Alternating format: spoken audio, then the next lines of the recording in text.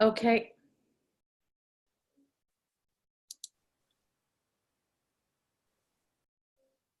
Okay, so I think we're ready for you to go. I'll just chop the, very beginning of this off with my voice, but we are recording.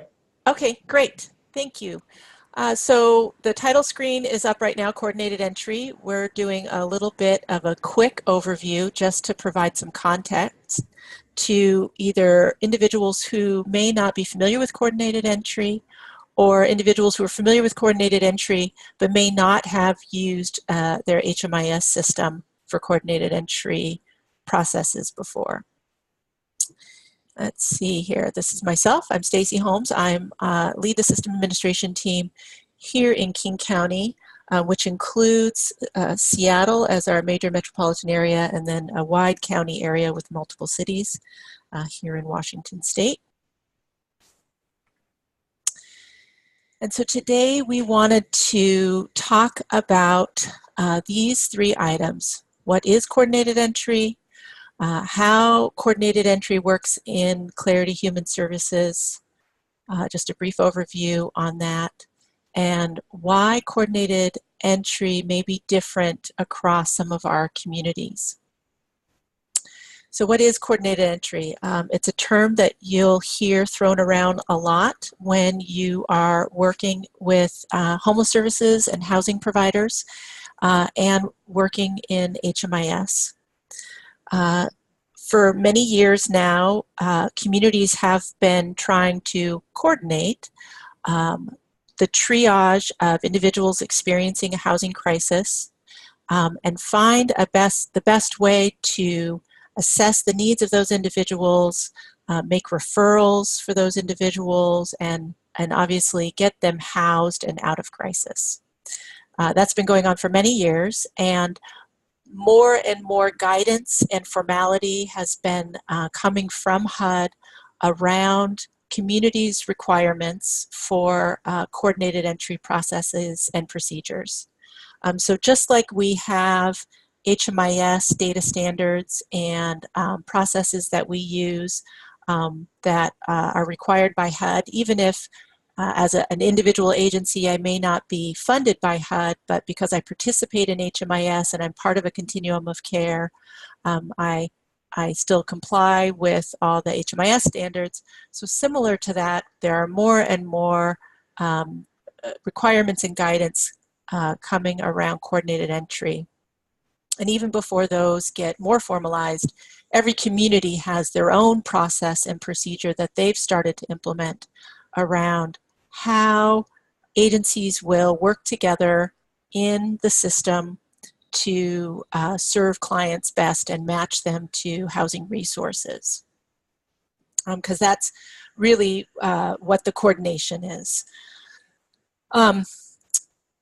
In Clarity Human Services, which for most of us in our communities think about that just in terms of HMIS, we have what is also our coordinated entry based features in Clarity Human Services. So as an HMIS participant, an agency may be enrolling clients, providing services, both in shelter, day centers, permanent housing projects, and HMIS, which is very familiar. Then there may also be a whole nother set of features that we're utilizing in Clarity Human Services to help with the coordinated entry process. This may be both the referral process and the triage process. So the tools that we have under the assessment tab in Clarity Human Services for assessing or triaging a client's needs, and then making a referral to another agency or to the community queue. The community queue is a term that gets used in Clarity Human Services to sort of designate the priority pool of clients that have been triaged and been put into a pool that are awaiting a housing referral. And then the process by which a housing provider may post or make available any available housing units for clients that are part of the coordinated entry process so that a designated person or user can make that match between the client who's waiting for a housing referral and the housing provider who has the housing unit available.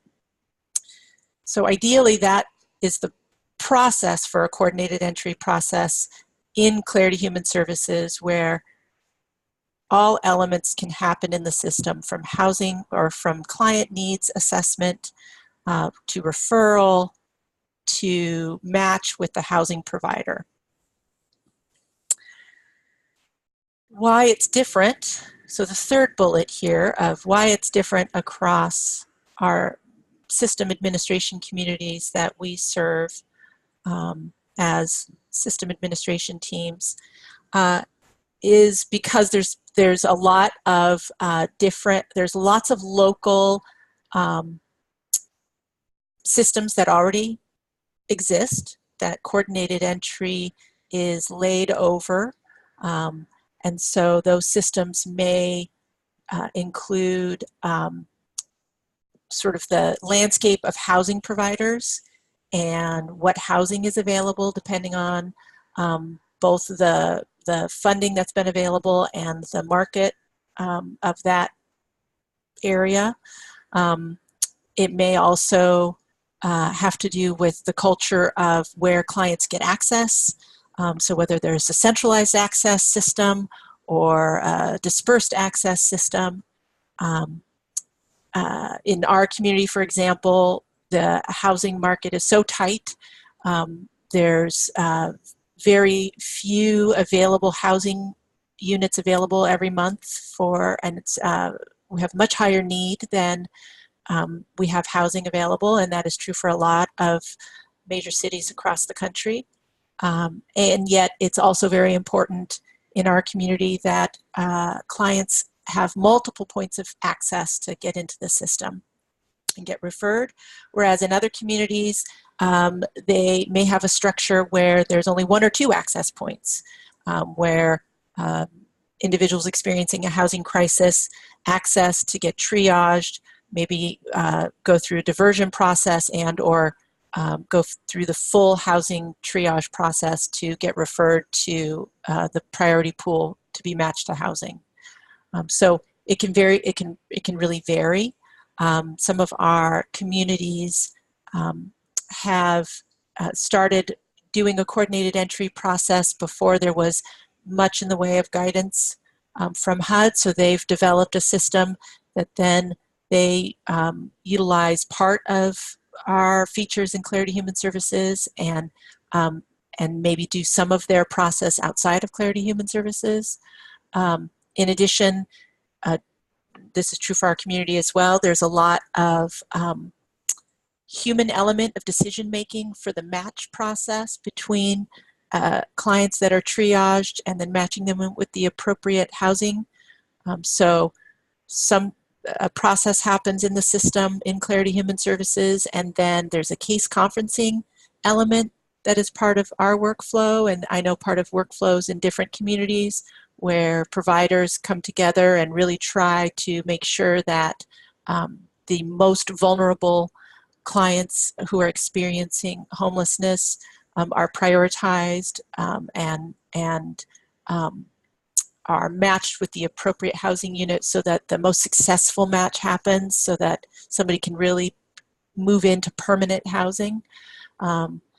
So that's sort of some different examples of why there may be some variation across our communities.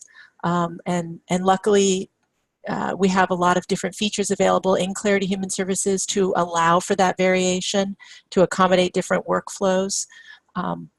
And then we can learn from each other as to ways to problem solve and learn new ways of doing things and share and still allow the communities to have a custom solution for how they want to implement coordinated entry in their community.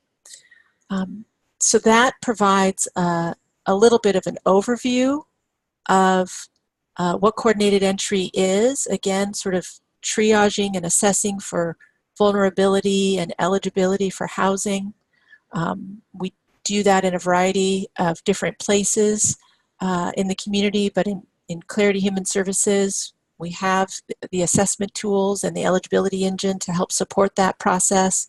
And then we're able to utilize those features to go through the referral and matching process for the communities that want to maximize the use of those features in Clarity Human Services.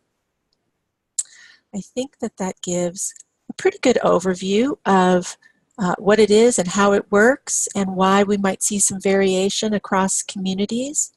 So I will stop there for now until we do our next